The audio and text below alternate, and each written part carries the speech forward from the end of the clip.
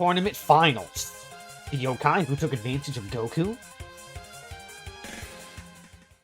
The tournament continues with a fiery start, because Reimu destroys Yamcha. Honestly, wasn't even a contest. It's actually quite sad. Which then brings us to the next round. Goku versus Hong Meiling. Both Goku and Hong are excited to find each other. They do a respectful bow and then rush. Two of them clash with their forearms, punch and block, then jump back again. Goku rushes forward and attacks with a flurry of blows. Hong blocks with various attacks and hits Goku with a straight punch to the chest. Goku backflip and skid across the ground, and the two of them vanished once again. They reappeared and Hong dodged a kick, before disappearing again, and then they reappeared a final time, with Hong kicking Goku in the face, due to her longer legs. Similarly to Goku vs. Roshi, and another story we're very familiar with. Goku did some backflips, and started charging his own Kamehameha wave. And so, Meiling, not wanting to get hit by the blast, started doing the same. The beams attempted to push each other back as they fired. Hong put more power into her beam, and Goku's blast was pushed back, ever so slowly. However, after putting even more energy into the attack, something Goku couldn't even fathom as he never tried doing that before, Minako flew in and moved Goku out of the way, tackling him. Before she could reach the blast, however, to protect the civilians that were about to get annihilated, someone else blocked the attack with one hand.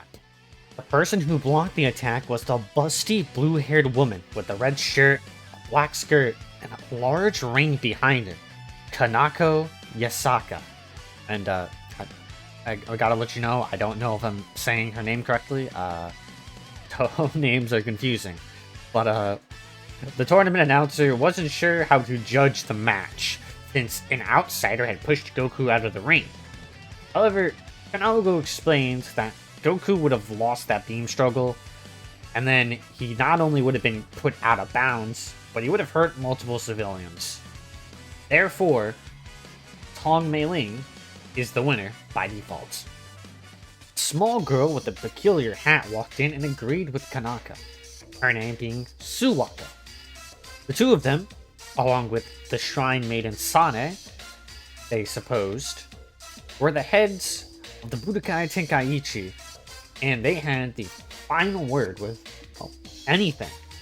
After all, the tournament was made because of their religion, and well, they wanted money, so that was Kanako's concern.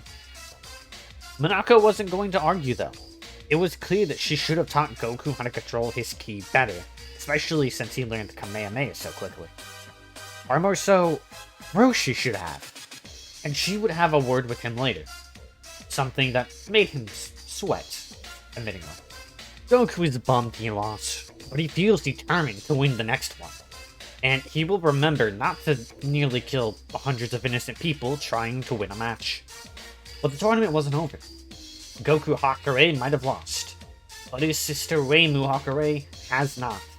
She is still in the tournament, and is strong. The next round begins with Reimu fighting Hong.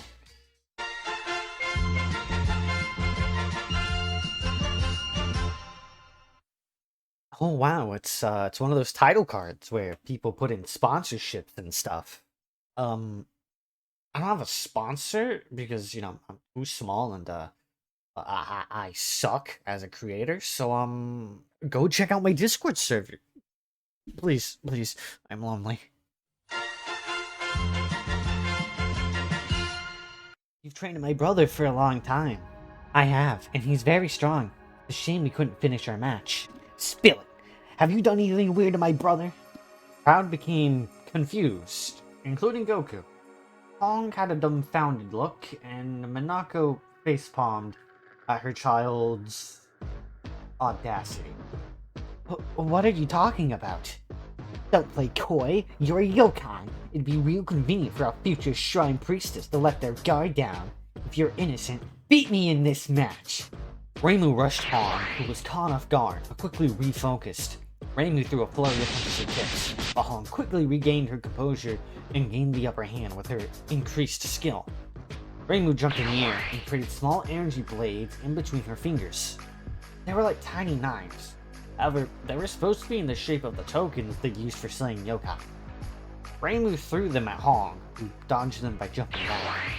Reimu then started floating in place, making more energy knives and throwing them at Hong.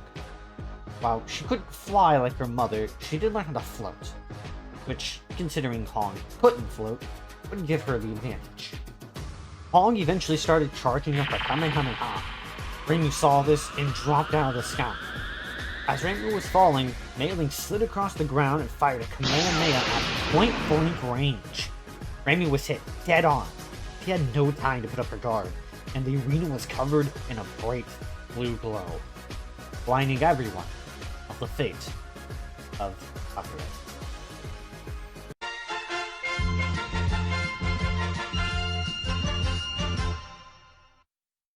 Hey there! Another transition. Wow, I giving myself more work. Making making these transition sections. Just it takes a while to edit these normally, and I'm giving myself more work. That's pretty funny. So I already promoted my Discord server, which you should definitely join because I like talking to you guys, and the community tab kind of sucks. But did you know I had a gaming channel? It's pretty wild. I know it's pretty wild. I mostly do Minecraft and Dragon Ball. However, I am planning on playing some Touhou games. What was it, 7.5? And I'm playing a Touhou Pokemon game currently. I haven't touched it in a hot minute because I've been going through Digimobs, and after that, I'm gonna play XCOM 2, the Clone Wars Season 3. I don't recommend Season 1. God, my voice in Season 1, that makes me cringe. But hey, game channel, the Discord, it'd be pretty cool. Yeah, I'm gonna go now. Bye.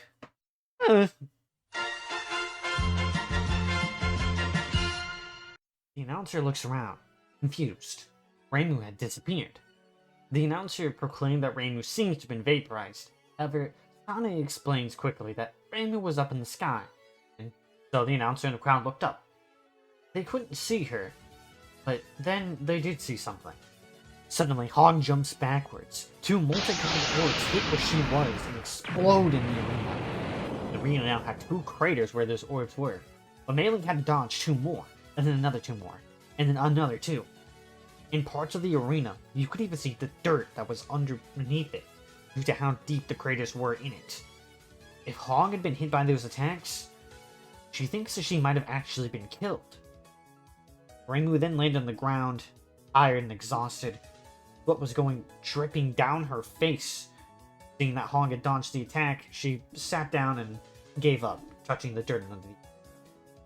The announcer called that Reimu Hakure had touched the dirt under the arena, and therefore was no longer touching the arena. Therefore, Hong Mei Ling was the winner and the champion of the 21st Budokai Tenkaichi tournament. It was a short match, but Hong could tell that if those orbs had hit her, she definitely would have been dead. Reimu then walked up to Hong, sweating and breathing exhaustedly. Okay, I believe you. Thank you. Monaka walked up and slapped Reimu on the back of the head, and proceeding to scold her for A, coming up with such a crude conclusion of what Mei Ling had been doing, and B, using a yokai sling attack with that much power against a yokai inside of a tournament, surrounded by civilians, no less. Mei Ling? What's my sister mad about? I'll tell you when you're older. And thus, the tournament came to a conclusive end. Krillin and Yamcha went to go train Master Roshi, whilst Hong was pretty sure he couldn't get any more from Roshi. Naku saw this opportunity. She offered Hong to live at their village. It served three purposes. She could get Goku into girls, which wasn't her sister. While Hong was a little old, she figured this was the best chance she had at this moment. It could repopulate the village, since after being destroyed, no one lives there and one person is better than no people. And finally, she could see one of Roshi's students for her own. After all, seeing what happened with Goku, it was a good thing that someone who actually had ki control was teaching someone with ki attacks. He doesn't want Hong and Goku killing a bunch of civilians in the 32nd World Martial Arts Tournament.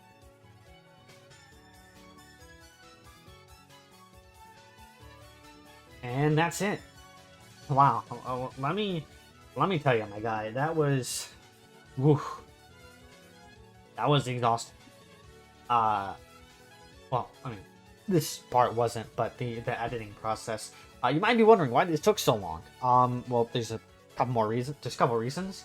If you haven't been able to tell, this has more effects and edits than my last two parts, or really any What If, to be honest. I have an idea to increase the quality of my What Ifs